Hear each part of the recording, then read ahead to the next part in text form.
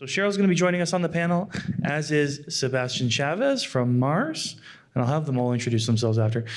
Chao Yu from LoopX, and Alexandre Dubé-Côté with Baseline. Thank you for joining us. Just real quick, if we could actually start with Alexandre and then work our way down, just a quick introduction of yourselves. That'd be fantastic. Yep. Hi, everyone. Thank you. Hi, everyone. Alexandre Dubé-Côté. I'm a business analyst and AI integration specialist at Baseline, co-op in development and consulting for AI solutions. Hi, everyone. My name is Chao Yu from LoopX. I'm the founder and the CEO. LoopX actually is a startup based in Waterloo and Sudbury. We build AI-powered situation awareness and autonomy for heavy mining equipment. Myself, actually, before I work on mining sector, I work in the auto sector and work in General Motors, leading the software team, building the electric vehicle, autonomous vehicle in General Motors. And then I finished my PhD on autonomous driving in University of Waterloo. And right now I'm full-time building my company. So I'm glad to share my learning. Thanks for having me. Is it on? There we go.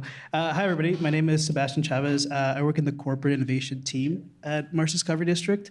We're one of North America's largest innovation hubs. We support over 1,200 startups across Canada. My team specifically works with corporates from across the Americas, Asia, Europe, to help them better understand the Canadian innovation ecosystem and startups that are operating in the space and ultimately become better adopters of technology. And we've already met Cheryl. Fantastic. So obviously, AI, big buzzword, but I think also given the number of solutions that we have in the MICA network that are building AI solutions, I think it's a little bit of unavoidable. So the first question to the panel, and feel free to jump in however you like, what do you see as being some of the technical or operational challenges with adopting some of these new AI technologies? Who wants to go first? Where do we start? Yeah, wherever you'd like. I think I could take it from the top level, and I think it's really good to hear from the actual people putting in technology that they've developed themselves. I just think that kind of based on my initial conversation is there's a true fear. I think people just adopting it, looking at it, afraid to make a mistake. We're a highly technical group, and very often perfectionism is us. So we have to be able to, be willing to try things out and, as we say, early fails. And I would just think that just not be afraid of the technology. Yeah, maybe I'll jump in here. I think from a tactical perspective, there's two things that really stand out to me in a lot of the conversations I have with companies. The first one is just data. What data is there? I hear from companies all the time, like, I've been collecting data forever. Like, we have, every system collects data. We have a trove of data. Data is not a problem. And then you go and look at that data, and that data is incomplete. It's not usable across systems. There's no good data hygiene. And so the data is there, but it's really not that usable. There's a difference between having a lot of data and having a lot of usable data. Data is the core input of any AI process. So if your data is not up to speed, you're not going to have good results in AI. So that's one of the biggest things. And the second one is talent. I know the mining sector has a huge talent shortage. That's especially so when it comes to technical positions like software engineers, data scientists. It is just a truth that a lot of companies, and I work with a lot of industrial companies in steel, cement, energy, and they all have the same problems. It's difficult to make that value proposition to a new grad software engineer that can go, do stuff in healthcare or in banking or go to like Google, Amazon, all these things.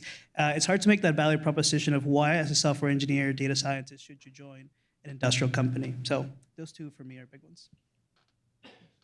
So we do have some implementations. We have over 15 machines that already run our situation awareness system in 3 operation mines. And we go to mine site every month. We have a lot of learnings. I think in terms of technology, so I think one challenge I want to highlight is every mine is different. Even you build an AI model that may be good for one mine site, may not be good enough for another mindset. One example.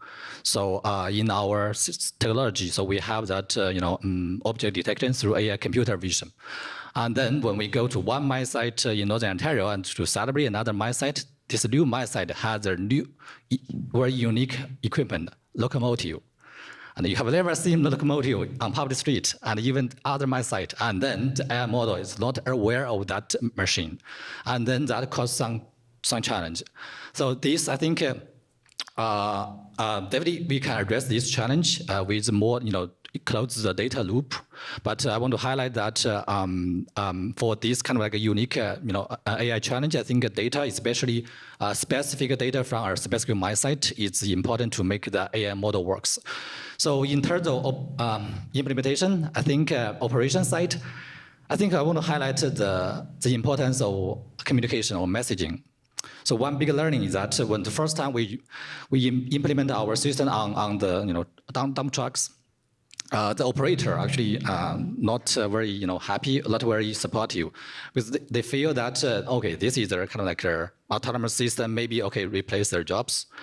And we do have like some thought we made that we say that this is gradually like be fully autonomous.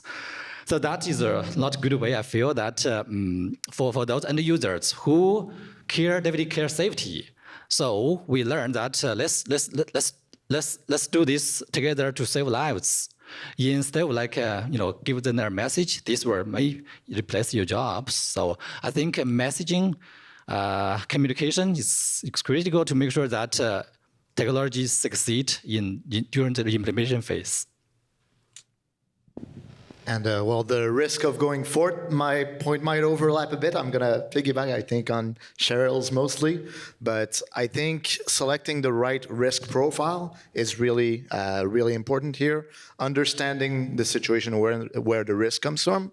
But it's also a great opportunity to kind of integrate a solution the right way.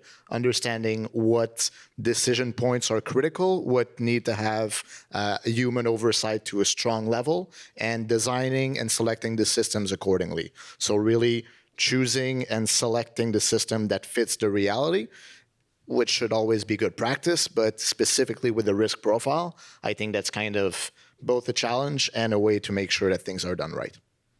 So just want to stay there on the risk piece. So there is certainly a risk in adopting and making sure it's gone right, but what's the risk in not adopting some of these technologies?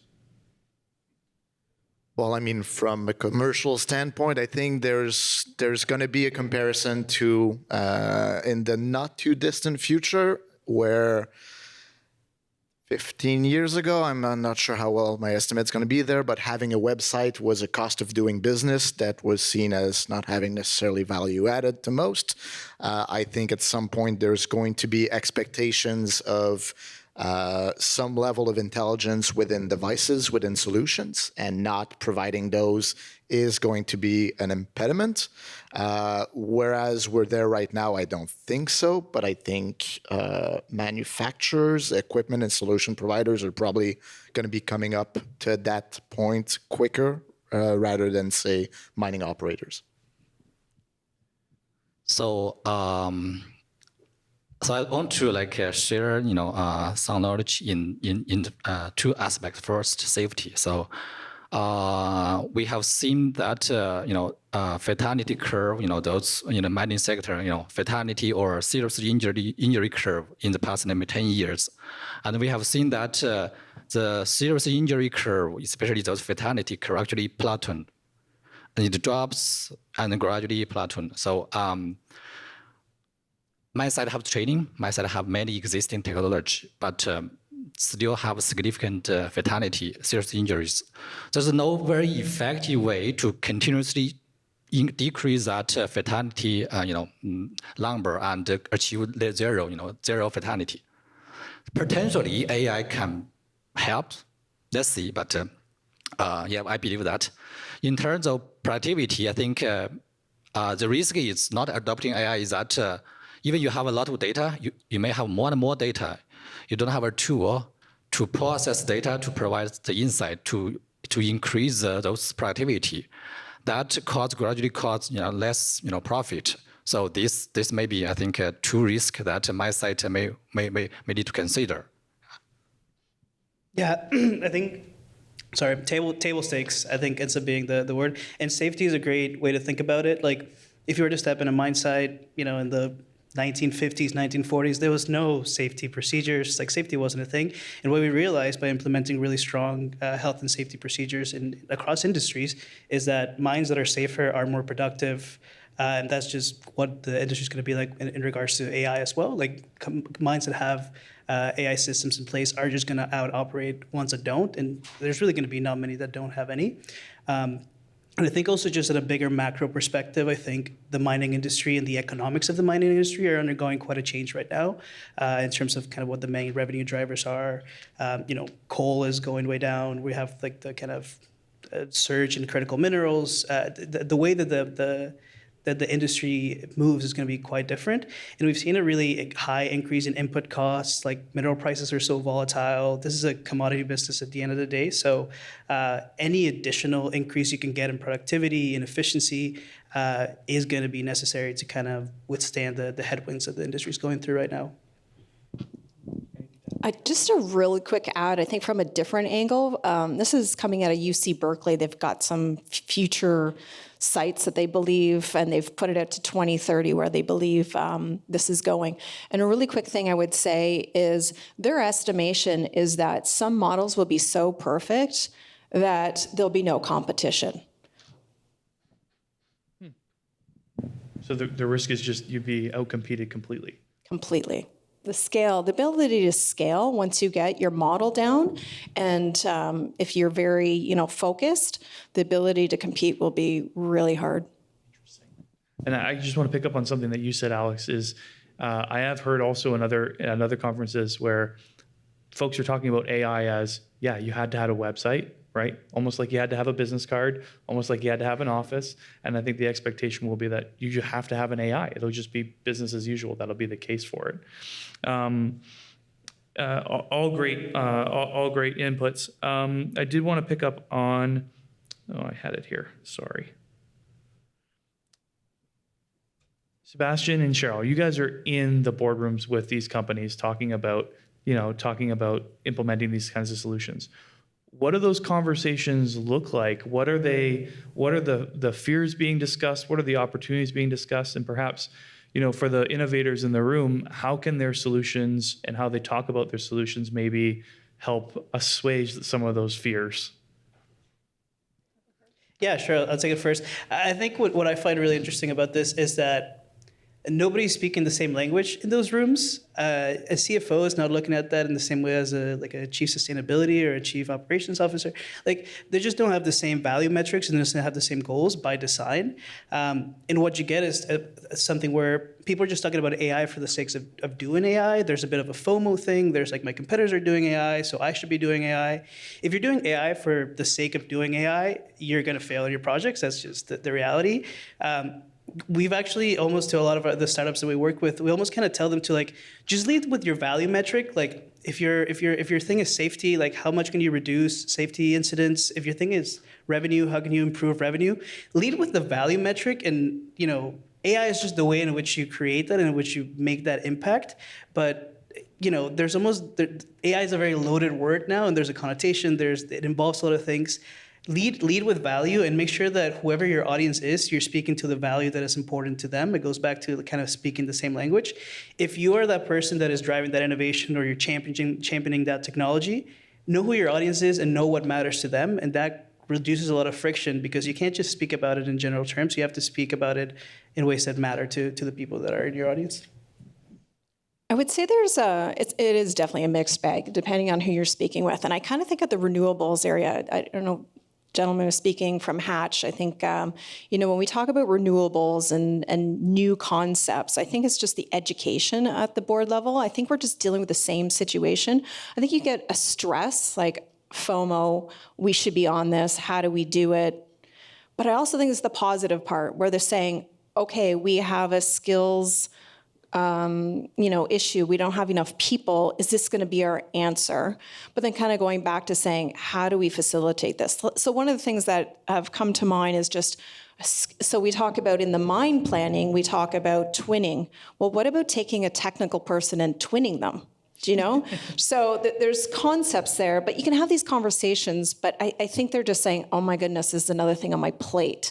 So I think reducing that stress and kind of building up the optimism, and then having really someone, again, back to, understanding digital information, having that knowledge base and guiding and building the trust amongst the board members.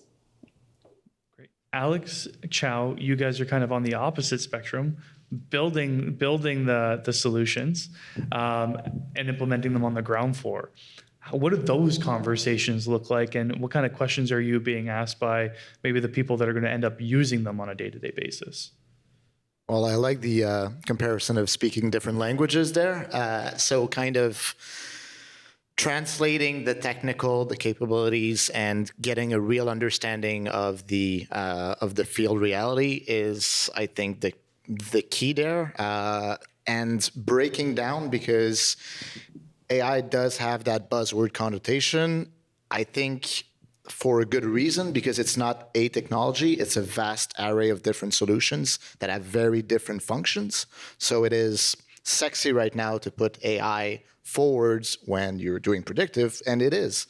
But it's also important to kind of differentiate when you're just throwing AI so that it sounds good, whereas explaining a specific solution to a specific problem that's anchored in, real possible value added. So I want to share a little bit of learning, which I feel is important to manage the expectation of AI adoption. So initially, mining operators, when they adopt AI technology, I feel that the expectation is significantly high. I feel, but this kind of technology, especially bring it to a new mine site, usually takes some time to prove the value.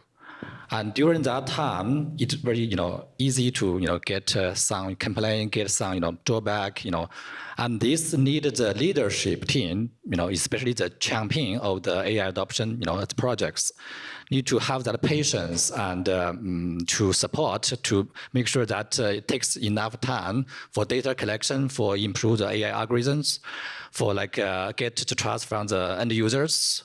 And from the vendor's point, so I think we need to manage that expectation. Okay, what we can do phase 1, 3 months, what can we do half a year and 1 year. So with that, expectation management, I think this adoption can be a little bit easier, although it's still very challenging. Yeah. Anything to add on that, Cheryl or Sebastian? No? Okay. So with that in mind, trying to set those expectations, what kind of impacts, though, should a mine operator expect to receive, or if we're thinking a couple years out, what does AI have the potential to impact the mining sector? How can it improve sustainability, efficiency, productivity? Any thoughts on the impacts that this technology might have? Okay, so I think we can divide this phase to trial phase and then our large scale deployment. Especially trial phase, you need AI technology. You need let's say 5 vehicles with a LoopX system. You need the impact, not that whole mine site now because small scale. And the return, I think mining operators can expect is that. With this kind of technology, the data can be captured. Usually, those data is not captured. If you have a human driver, they don't capture those data. But with this kind of technology, like camera, for example, edge computer, for example, this data automatically captured. And this data actually can be analyzed through more advanced AI model, and then can generate a report, provide insight. This kind of not just to help the driver, for example, drive more safely, but also more important, in the fleet level or in the corporate level, they have that awareness, what is the biggest risk? And then they can re-enhance the training They can even use those data that are captured by the AI to use for the training, or retraining. And also from the end user side, when they be aware, oh, there's something that regulate my behavior to drive more safely. And that is a culture change. When there's some like cameras on the machines, when small cameras on my side, everybody has more care about their own behaviors. Before that, usually they can drive cars like bumping cars, on the ground. That is the case, and that is will be huge change from the culture level to make my site safer. So in terms of productivity, I feel that in the short term, when we have, I think, data that can provide, those unnecessary idles, cycle time monitoring, load bucket tracking, I think this can, fill the gap that usually, my site face that delay, contractors face the delay, my operators face that, efficient problem. Usually the problem is they don't have that enough awareness of the data to know why did this truck, stay there for 5 minutes, why this scoop, stay there for like 1 hours, because there's other elements that impact that delay. So why the blasting, delayed? So there's like the spotter or the jumbo actually not arrive at the right time at the right place. Actually, these data are not aware for my operators. So this kind of technology can actually first bring the data, they can make a decision more intelligent. But this can be short term, half a month, or then they can all those data. But in a longer term, when this decision making can be data driven, the coordinate, dispatch system, fleet management system can actually coordinate those machines more efficiently, and then that close that data loop.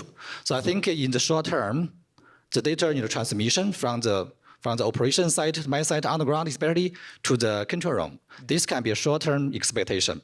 In a longer term, close that loop from the control room to the operators, to the vehicle side. I think that can be a longer term. Yeah. I would just add a little piece on that. I think we have to make sure we understand the difference between autonomous and generative AI. So, the pre-prescribed algorithms that we've created for a technology, it's there, it's got its guides, it stays within the box, this is what's been set up. Versus the generative saying, exactly what you're saying, the longer term, okay, we've got 5, let's say, different projects. Now can the machines talk to each other and actually come up with better data sets to say, okay, this is what we're going to improve on? And one of the things I think we really have to be conscious about is once we get to the generative AI piece, we have to really make sure that we don't get lazy. Lazy as in thinking that these machines are coming up with the right solutions, so just let it run. You absolutely need to have the human element on the generative AI pieces specifically, because, it's pulling in all this information, but we know garbage in, garbage out. So what happens if you have a progressionally wrong data coming in? And usually wrong data, as we've all learned in the digital era, is usually human error, right? It's not usually typically the computer. So we have to make sure that we're really diligent in making sure when we do the generative pieces that we're having the human oversight. Yeah, and I think, going back to kind of the value point, I also want to stress that continuous improvement is kind of key to any AI system. Like, the more you work on it, the better it gets.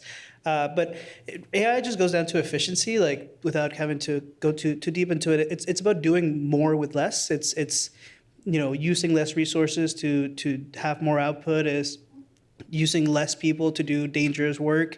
It's making the right decisions using less time. It's all about efficiency. But I think kind of going back to Chao's point a little bit earlier about tempering expectations, I think if you're an organization that's looking at adopting AI, you have to take kind of a program view of it.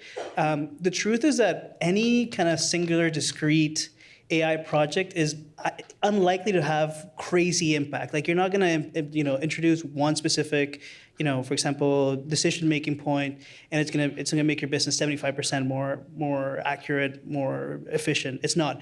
It's going to be a combination of smaller projects, the smaller deployments that add up to a really big chunk, right? So every individual deployment is not going to have a crazy impact. You have to look at it about what is your overall strategy and what is your overall deployment strategy, and those things roll up to big impact. But every specific one thing is unlikely to have a crazy impact.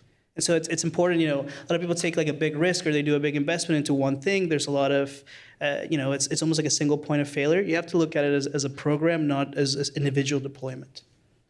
Alex, anything to add there? Yeah, sure.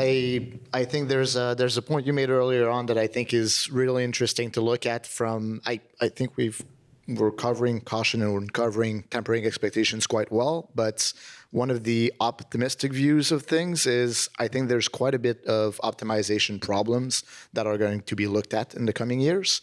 And the fact of the matter is efficiency or the throughput is not the only thing you can be optimizing for. So if you have ESG goals, if you have emissions, if you have cleanliness, the right models are going to be able to be built so that it's not just for one metric that you're optimizing, but that you are looking at all your enterprise values and that you're being able to optimize for all of them accountingly. One of the fastest growing areas is mental health, actually, with AI right now. It's adding stress to people adopting tools, but it's really moving fast in mental health supports. We've talked a little bit about it, but maybe let's go a little bit deeper on this. The workforce implications for artificial intelligence.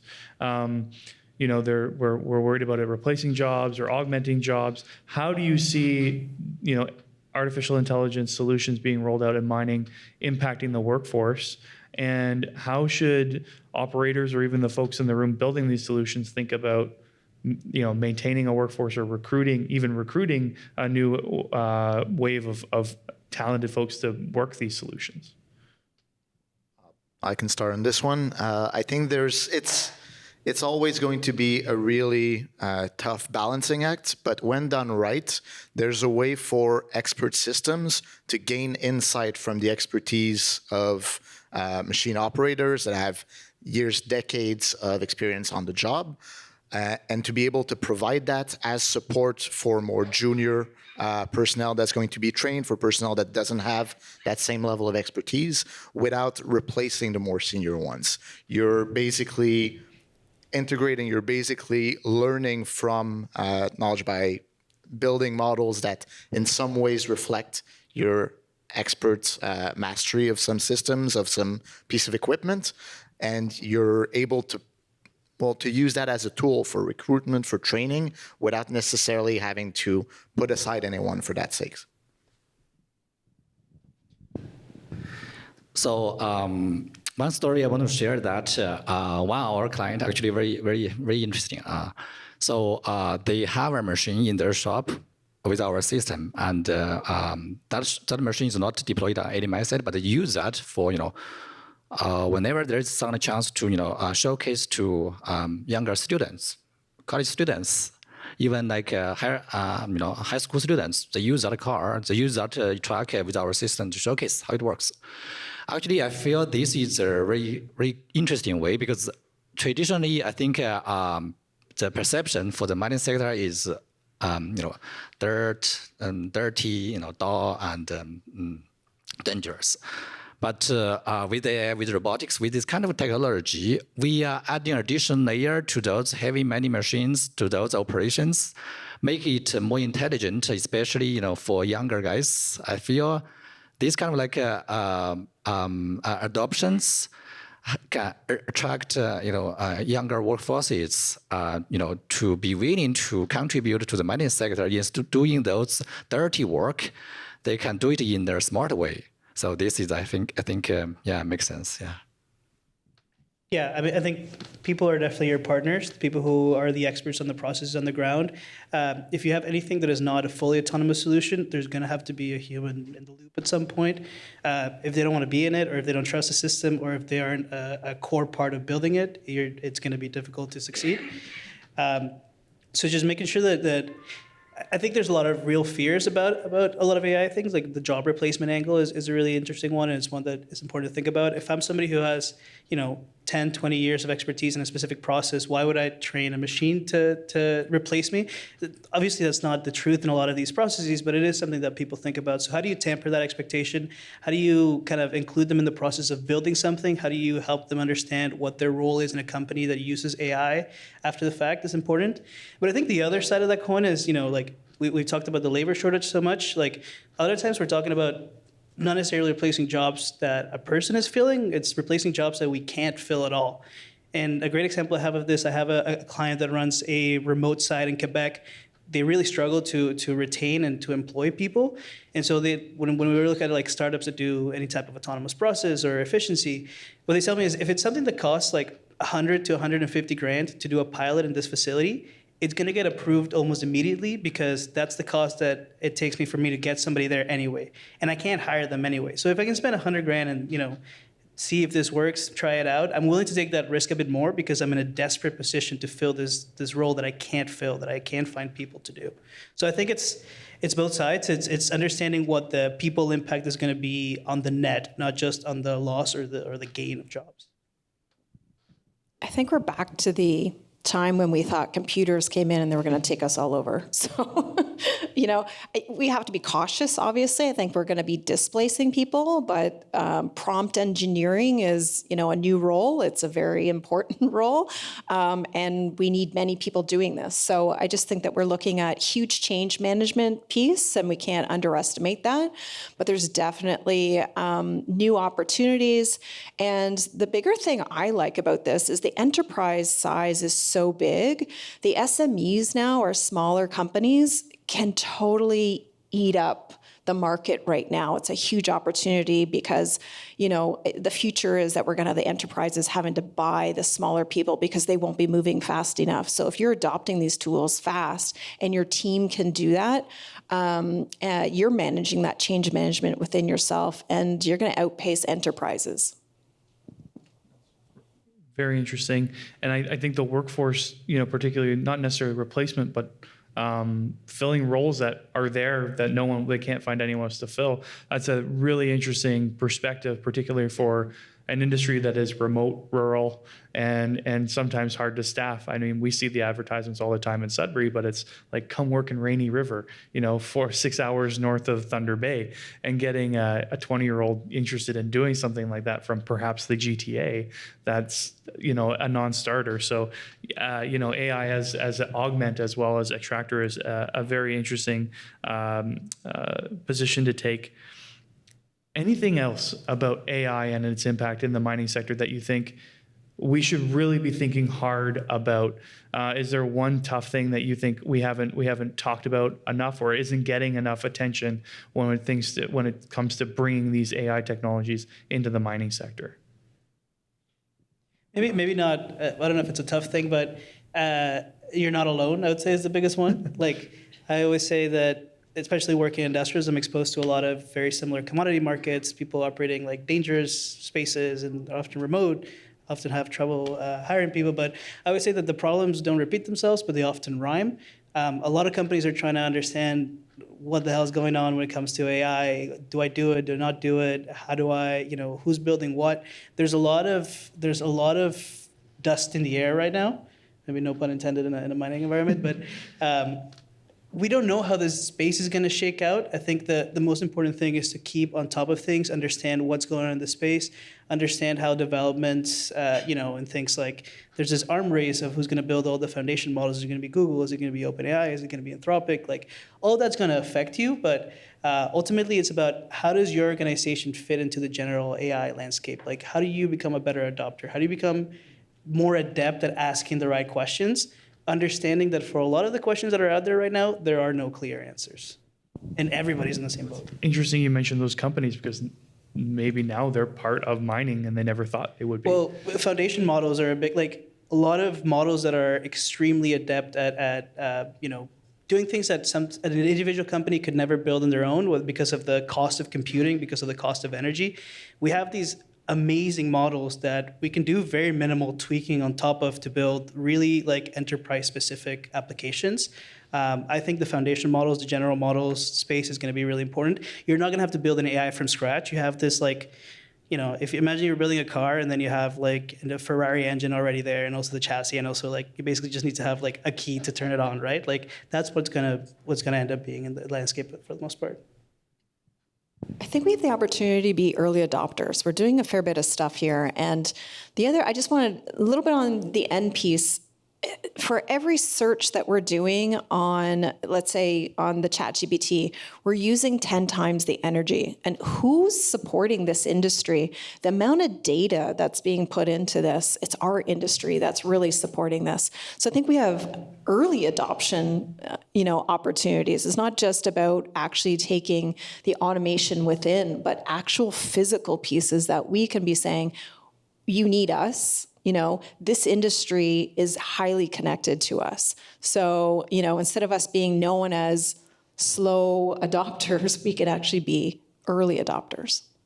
And in a maybe a little too specific, but I think fairly interesting example there, I think there's large level issues in connecting different systems and kind of getting every part of either an autonomous or a more efficient mind to work together. And there's some really interesting things, especially with foundational models, especially with LLMs, where easing communication between different systems, being able to structure unstructured data, being able to restructure to speak to one or a different system in different manners are going to be some very interesting ways of easing and reducing the friction to integrate different systems and different mechanisms together. So I think there's going to be an interesting opportunity of making things more seamless in adoption there. And I'll plug that there's a ton of Canadian startups in that space and making data more usable and accessible in low-code, no-code solutions. Yeah. I want to add a little bit point, especially from the technology side. So I think if we review the AI the progress, especially initially AI has been used for example for the process on smaller scale data, and then you have like a 1 month engine data, then you can predict next month whether engine will fail or not, predictive maintenance. This kind of like utilize pattern recognition to predict that fault and then reduce cost. This maybe 5-10 years ago. And then gradually AI becomes more powerful and then can process the image, called image vision AI. And then you have the image, you have that, that is cut, that is track, this is the loader. And then this kind of like a model actually can be deployed in real time and then provide real time feedback. And the latest progress, especially the language AI, that is much bigger. It usually has like over a few billions parameters to do, and a lot of cost to train the data. And this belongs to big companies, OpenAI, Google. It's not good for small companies, but a small company can adopt those like a fundamental language model to build a specific AI. For example, mining AI that's specific for mining operations, not generative AI that can understand everything. This can be like a chance for this sector. I think, I believe we can see more and more mining AI model that really understand the mining operations. Instead of like a big model that understands the world, let's understand the mining, make the mining better. Thank you. More like kind of like an industrial AI versus a generative AI. We're close to the end here, but any last thoughts about AI and mining that we haven't touched that you want to share or impart on the audience here? I think I love what everyone's been saying here about, replication, dealing with legacy systems. I think my only thing would be to be conscious about biases. So we have a fair bit of biases that, we'll never be able to get rid of biases, but I think when you have some production sites are going to be different in other regions than other areas. So I just would say that when we're implementing these things, the smaller scale and testing and having the human oversight, but really conscious of the biases that we could potentially have in one region versus another. Great point. I would say find problems, find projects, start figuring out how this might look like. The sooner you start, tinkering and trying things, the more you'll learn, the faster your learning curve will be. So start now. So I like to encourage more and more mining operators to take the first step out to adopt AI, especially AI vendors like LoopX. We need data. We need to bring the system to the mine site to know the problems better, to use the data, collect data, train the model, make the model actually specific to address your specific problems. It's not that we build in our house and then it's good fit for your operation. No, we need early adopters to bring it to your mine site. And I encourage that more and more mining operators to support AI vendors, builders to try it. That I think make this adoption easier. Especially this, I believe this is a common challenge for kind of like those AI technology builders face right now. Yeah, go talk to Chao after this. I think that's the first step.